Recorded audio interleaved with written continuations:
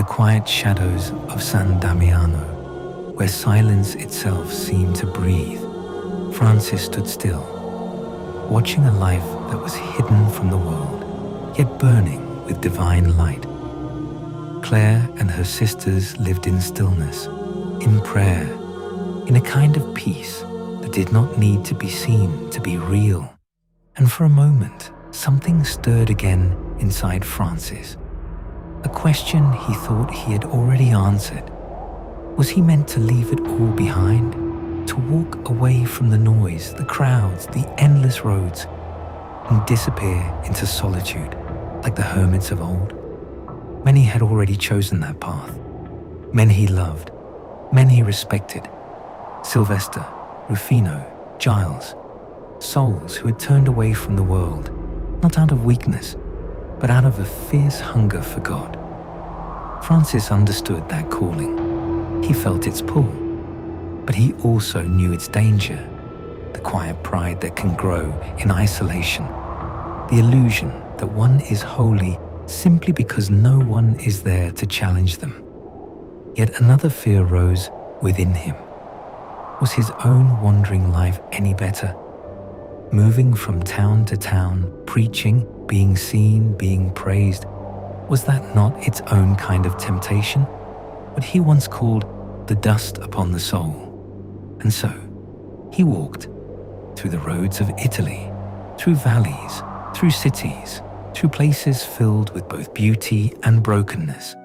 In Tuscany, he brought peace where there was conflict. In Cortona, new followers joined him.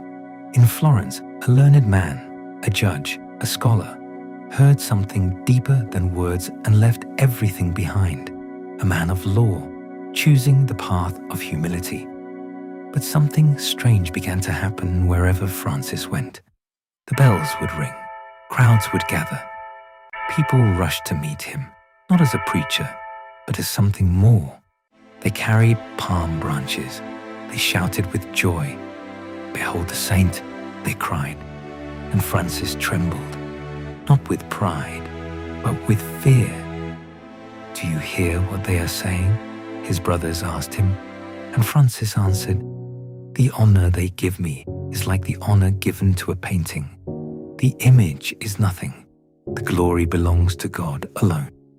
Still, the praise did not stop. So Francis began to break it. "Do not praise me too soon," he would say. "I may yet fall." And then, even more striking, if God had shown a thief the mercy he has shown me, that thief would be far more grateful. He refused admiration. He crushed it before it could take root. Once, after recovering from illness, he confessed publicly that he had eaten meat, something small, almost nothing. Yet he stood before the people, a rope around his neck, stripped of dignity, and declared, "Look at me, a glutton who ate in secret." And when the people only admired him more for his humility, he asked a brother to insult him, to speak truth. "Call me what I am." And when the brother reluctantly obeyed, "Useless, unworthy," Francis smiled and said, "Yes, that is what I must hear." But even this did not quiet his soul. So he withdrew to an island, alone. No crowds, no voices, just God. Later, in the cold mountains, he built a shelter from branches, more like a den than a home, a place of wild silence. From there, he could see Assisi in the distance, a reminder of the world he had left, and perhaps the world he was meant to return to. But solitude did not bring peace. The battle followed him. A voice whispered, "There is salvation for all, except for you." Another voice tempted him. "Leave this life. Take a wife.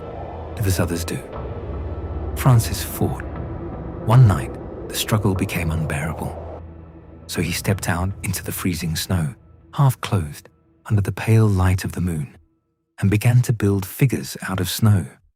1, 2, 7 in total. When he finished, he stood before them and spoke to himself. "Francis, here is your wife. These are your children. These are your servants. They are freezing. Go, care for them, provide for them." And he paused, and his voice softened. "If you cannot, then be content to serve God alone." And in that moment, the temptation vanished. Still, the question remained: was he meant for solitude or for the world? This time, he would not decide alone. He sent Brother Maceo to two souls he trusted deeply, Claire and Sylvester. Both prayed, both listened, and both received the same answer. Francis is not called for himself alone, but to save others. When the message returned, Francis knelt, bareheaded, silent. "What does my Lord command?" he asked. And when he heard the answer, something changed. The doubt lifted, the fire returned. "Then let us go." And so he walked again, with his brothers beside him, through the open road, until one day, between two small towns, something unexpected stopped him. A field, trees, and in those trees, a multitude of birds, countless, of every kind, filling the air, covering the ground, moving like a living ocean. Francis looked at them and felt something rise within him. "Wait here," he told his brothers. "I will preach to my sisters, the birds." And he stepped into the field, and something extraordinary happened. The birds did not fly away. They did not scatter. They did not fear him. Instead, they came closer, from the trees down to the ground, surrounding him. And Francis began to speak. "My sisters," he said gently, "you owe much to God. You are free to fly wherever you wish. You are clothed without labor.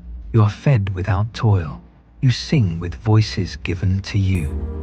You do not sow. You do not reap. Yet God provides for you. He gives you rivers to drink, trees to dwell in, mountains to rest upon. So love your Creator. Praise Him always. Do not be ungrateful." And the birds responded. They opened their beaks. They spread their wings. They bowed their heads. They sang, not in chaos, but in harmony, as if creation itself understood. Francis stood there, filled with wonder, joy overflowing, watching a moment that seemed to belong not to earth, but to heaven. Then he lifted his hand and blessed them, and at once they rose, a great sound of wings, a living symphony. They filled the sky and were gone, and Francis stood in silence. But now he knew he was not called to escape the world. He was called to speak to it, to remind it, to awaken it, to call it back to its Creator, not only people, but all creation. For everything that lives was made to praise, and in that field, among the birds, Francis had found his answer. He would go, he would preach, he would love, until the whole world sang again.